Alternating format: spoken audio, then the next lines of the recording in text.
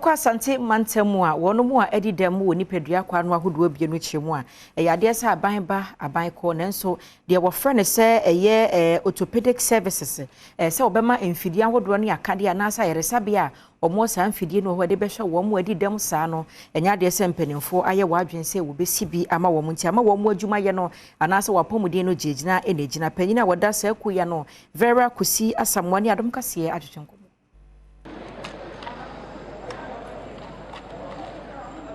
Omo madi demi atiomu ho agumonten so a wotinte skokko e de akira ban no ama ban na hunu sei bi omo kwaje ayarhwe no enya de ho eye papa ekoi akirema enam so muni orthopedic center ntino amomo apomuden atobaha awo memu eno nti wo mo de krata akomo panyini pa woda Asante mantem ha ano onumyamfo samono semensa ene wopanyina wono nso eda apomuden ano awa Asante mantem ha Dr. Emmanuel Tenkran ensaka krata no odi tudwa sei Asyeya ewo konfanochi a womo esiesi enade omo de hye omo nan ene omo ensa ne de no kurani eho enye papa. Those with orthopedic conditions, especially orthotic and then prosthetic areas, we don't have a good center in Asante Region. The only center that we have is so dilapidated, and I believe that it's not good for purpose. Edeno ayedada mfidie ho nyina nso awe na ache sa wo hwese ne ho esi etia eho enkyere se yeje ayarhwempo ewo ho aha ene bia wo mo adidam ewo mo nan omo nsa wo mba baje omo nade a wo mutimi ede enante sa wo hwete ne yeye sade ya ekyere se yeye kwan a ebetimi ede afaso na ya ye bibidi ahyese bi obi a ne nan etwa afiriso wo mo ebeje ayarhwe ewo ha me kyere wo mo adidam no wo mo kyere se aha sei no enam se emfidi omode ye adwuma no sabi ayedada na dodo no asesenti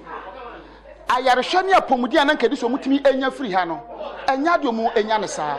aha ye Orthopedic Prosthetic and Orthotic Center persons with disabled Yabaha Hospital. In fact, environment no enya kra yabaya ya caliper, artificial leg, artificial arms, chopat, splint, shoes. Yaba may bench ye wa hey eno an yete so ne aroye ho no you caliper ne so ansa na obeyi no just e wo sranim ti na say ye hu nyina da so enso so wani abrain ti just e wo ro ho with our condition no ye hia konwa e be support your spinal cord but e bi ni ho nti bench ne say what na so now there at the same time when I no so to caliper e to bench ne so a wan ho ya akọ wachi a on sorry bi mu even road that a leading baha no kra no asefem disabled say nante was slab no so assign ba ebi was ru na ebi wo fom nti se wan hwe ye kra na wo poli kakra bi na o clutches ne ye obibi kakra bi na hwe fom a eno so ye different thing all together. Dr. Emmanuel Tenkran editu dwa say wo mo de hye egu akwan mu afomo ehawo no ho. We took decision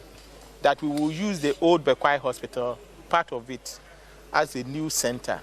at least for orthotics and then for prosthesis. No, Konfanosi is very choked. So,